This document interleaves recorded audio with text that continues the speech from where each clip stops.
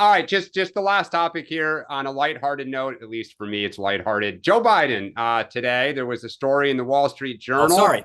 Yes, 113, as Mark has been saying here for the last several months, wasn't Spidey sense. It was reporting. Joe Biden's a little hard up for cash, and seems to be frustrated.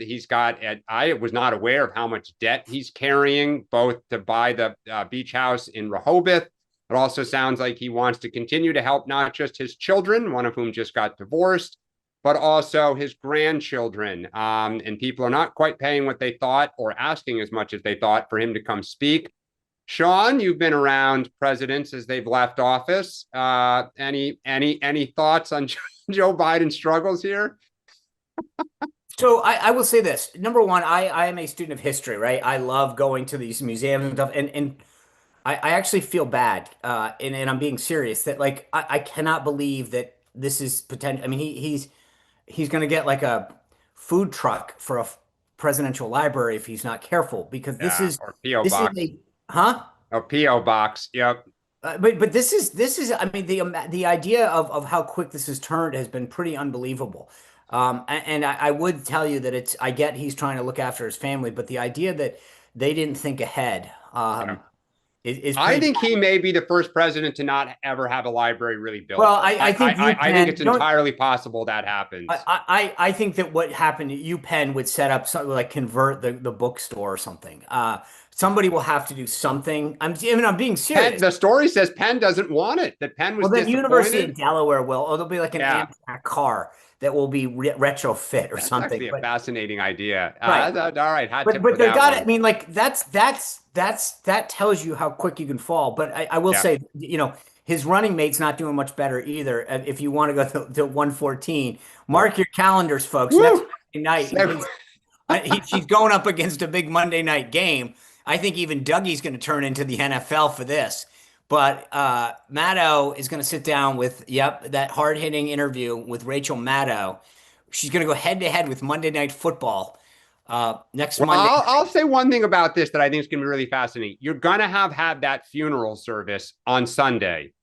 And this will be, I mean, I don't know, if a 2028 or others will come out before then, but she may be the first prominent Yeah. Democrat to speak in a platform, after that funeral. So if she is still considering running for president, and my understanding she very much wants to try to make this happen, it'll be interesting to see what tone she takes. I am sure she may be asked about her language that she used and You the think how she Maddow's going to spoke it. ask her?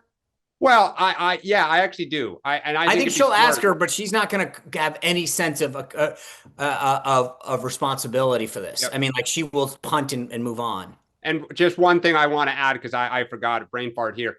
Josh Shapiro is speaking today. Yeah. He's going to give a speech in Pennsylvania. He's going to talk about this. He's going to talk about kind of the trying to come together. I'll be curious. I think it's the first 2028 or others have put out statements on X or written statements and kind of been quiet. This is going to be the first person to step forward and what he has to say, how he says it. You got Obama also speaking tonight. I'll be very curious and curious. Hold on, Sean. How the left reacts to this Yes. message of we need to tone it down. We need to find common ground, because right now neither party in their base is talking much about common ground and getting along. I, And I'll be curious. I thought I'm glad you brought that up Yeah. because when I saw at least some of the excerpts of what he's supposed to say, personally, I think this is an opportunity for him to say, it's not because again, this is where saying turn it down misses the mark. You're equivocating both sides. If he could say, when we see, here's what I want Josh Shapiro to say. If you're a conservative, I welcome you coming to UPenn. I will actually attend your talk. I want to welcome alternative voices and conservative voices to institutions like this. If Josh Shapiro said that, he would get accolades.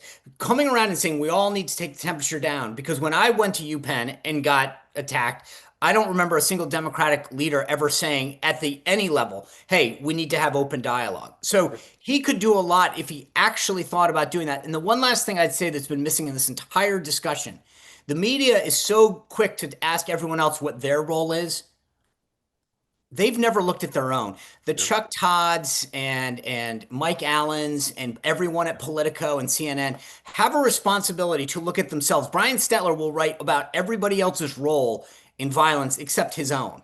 And Yep. I think there's a moment at which the media needs a bit of introspection here too, and say, what have we done to fan the flames of this violence, of shutting out and censoring people on the right? Because they've been largely responsible for it. Yep. So we will see. Want more great clips like that? I've got an idea. Hit the subscribe button, be part of the two-way community, never miss a clip, and you can always watch our full episodes, join them live, go to twoway.tv.